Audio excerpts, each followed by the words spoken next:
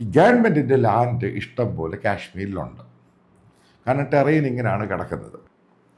എന്തുകൊണ്ട് ഒരു group of ആൾക്കാരെ ഒരു ക്യാമ്പ് പോലെ ഉണ്ടാക്കിയിട്ട് പട്ടാളവുമായിട്ട് ബന്ധപ്പെട്ട് അല്ലെങ്കിൽ ആർമിയുടെയും ഡിഫൻസിൻ്റെയും പാരാമിലിറ്ററിയുടെയും ക്യാമ്പിനെടുത്ത് ഇസ്രായേൽ ചെയ്ത പോലെ, കാരണം സെറ്റിൽമെൻറ്റ് മറ്റുള്ള ജൂയിഷിനെ വെസ്റ്റ് ബാങ്കിൻ്റെ അടുത്ത് സെറ്റിൽ ചെയ്യാൻ വേണ്ടി നടത്തിയൊരു പരിശ്രമമുണ്ട്. അതിൽ ഭയങ്കര സക്സസ്സുമായിരുന്നു.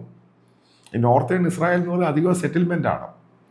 ഇങ്ങനെ കുറച്ചായിട്ട് പോവുകയാണെങ്കിൽ ഇന്ത്യയിലെ മറ്റു മതവിഭാഗക്കാരെയും കാശ്മീരിലോട്ട് കൊണ്ടുവരികയും ഈ കാശ്മീരിൻ്റെ ഈ 98% എന്നുള്ളത് ഏകദേശം ഒരു 18-20% ഒരു ഹിന്ദുവും മറ്റുള്ള കമ്മ്യൂണിറ്റിയും കയറുവാണെങ്കിൽ കാശ്മീർ എന്ന് പറഞ്ഞ് ഈ പ്രശ്നങ്ങളും ഇതൊന്നും ഉണ്ടാവില്ല.